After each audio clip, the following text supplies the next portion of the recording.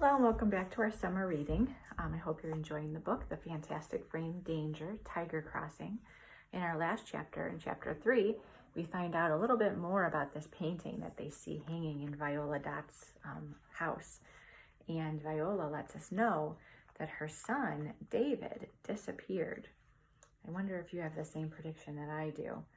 The way she's looking at the painting, it seems suspicious. So let's read chapter 4 to find out what's happening.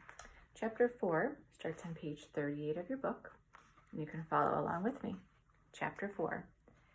It happened on the day my husband and I brought this frame home, Viola Dotts began.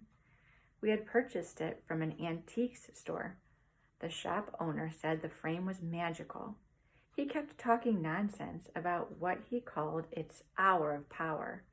Of course, we just laughed at that. We hung the frame on the wall and placed one of my paintings inside. The tiger one?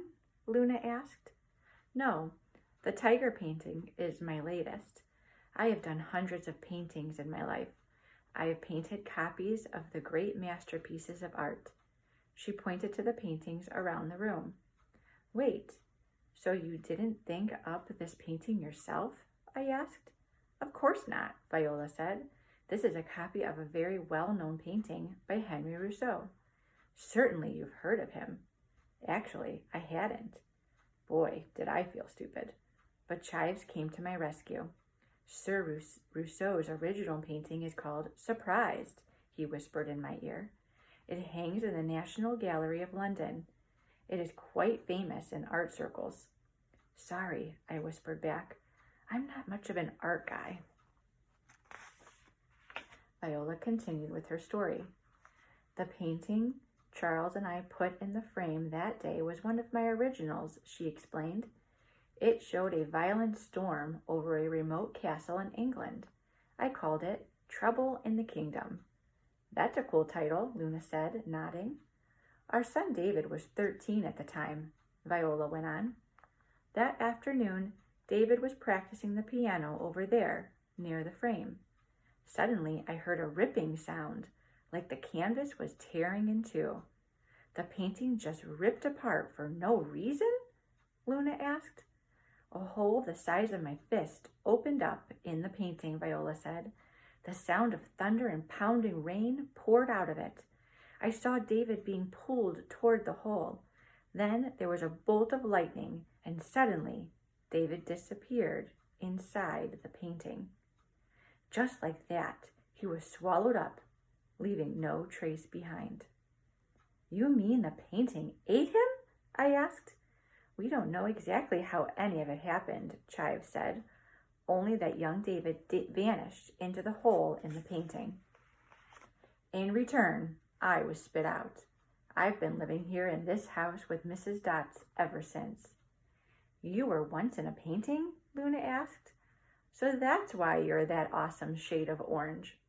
My painting was called Orange Pig with Tie, Chives said proudly.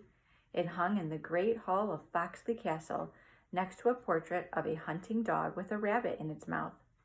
It hung there for hundreds of years until one day a violent storm hit the castle. Oh, I whispered almost to myself. Trouble in the kingdom? You have a clever mind, young sir, Chives said. The next thing I knew, the windows in the great hall had blown open and a boy of 13 flew in on a tremendous gust of wind. Was it David? Luna asked. It must have been. I reached for him, but the wind was so strong it knocked my painting off the wall. I felt myself tumbling round and round, falling through a dark tunnel. I saw an opening at the end, a light with a hand reaching through it. I sped toward it. And then you popped out here in Mrs. Dott's living room, Luna said. Chives nodded. The hole in the painting closed up, he added softly, leaving me with no way to go home. He was quiet for a moment. Then he stood up straight, adjusted his bow tie, and put on a cheerful smile. But we have made the best of it, haven't we, Madame? Mrs. Dotts just shook her head. For over 50 years now, she said with a sigh, David has been gone. And I am left with a pig for a butler, She dabbed at her eyes again. She didn't look quite so mean anymore, just sad. You must miss your son very much, Luna said. My husband had spent every day since then traveling the world, she said. He has searched everywhere for David, and I have devoted these years to painting copies of the great masterworks of art. Each new painting goes into that frame. Each time, I hope that David will appear in one of them, and he will come back. Wow, said Luna. He'd be pretty old by now. The world of art is timeless, Viola said. The people we see in paintings live on forever, unchanged. While Viola and Luna talked, I wandered over to the frame to have a closer look. There had to be some way to figure out what had happened to David. If there's one thing I know about science, even Tiger Brooks style science, is that there's a reason for everything. Paintings don't just gobble people up without some explanation. Handing my helicopter to Chives, I knelt down in front of the clock. I noticed that the little hand, the one on the number 5, was bent out of shape. I adjusted it until it was perfectly straight. That was enough to get it to move. I twirled it around so the clock now said 4 o'clock. I checked my Batman watch. Yep, it was 4 o'clock. All fixed, I said to Chives. Well done, sir, he answered, handing me back my helicopter. As soon as I took my hand off the clock, a loud boom of thunder echoed throughout the living room. It was immediately followed by the whistling of wind and then the plunking of heavy raindrops. Where were those sounds coming from? Definitely not from outside. I looked across the room and saw Mrs. Dots staring at the painting. Her mouth was open and her eyes looked wild. It can't be, she screamed. But it was. I put my ear up to the painting. The storm was coming from inside. Then I heard the rip, like paper being torn in 2 pieces.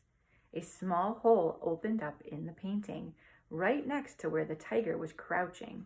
A hole, I yelled, my voice full of panic. I can see it. Tiger, Luna called. What's going on? In no time, the hole had become as large as my fist. The storm was raging now, the wind blowing fiercely. It swept me off my feet and pulled me closer and closer to the hole in the painting. Help! I shouted. Someone, please help me. Grab onto something, Viola cried. Hold on tight. She started across the room, but she was old and moved slowly. Chives was nearby and reached one of his stubby arms out to help me. His hoof was pointy and sharp, and I couldn't hold on. By then, Luna was at my side, still clutching my helicopter in one hand. Too afraid to let go, I held out my other hand to her. Pull me back, I called her. I'm scared. Me too, she cried. She grabbed my hand and tugged as hard as she could. The power of the storm was too much for even the 2 of us. Screaming at the top of our lungs, we were sucked into the hole in the painting. I'm coming with you, I could hear Viola Dots yell. No, madame, I heard Chives answer. You will not survive. As the living room disappeared before our eyes, the last thing we saw was Viola's hand reaching through the painting. I could hear her crying, David, my David, come home. And then I could no longer hear her or any sounds from the real world. Luna and I were tumbling down a long flight of stairs into a darkness far below. The wind roared and the rain pounded. Somewhere in the distance, I thought I heard a tiger roar. So there you have it. They got sucked into the painting. I like how the illustrator added a little bit of color to make it give a little bit of like magic, a little magical touch to that picture frame that's sucking them inside.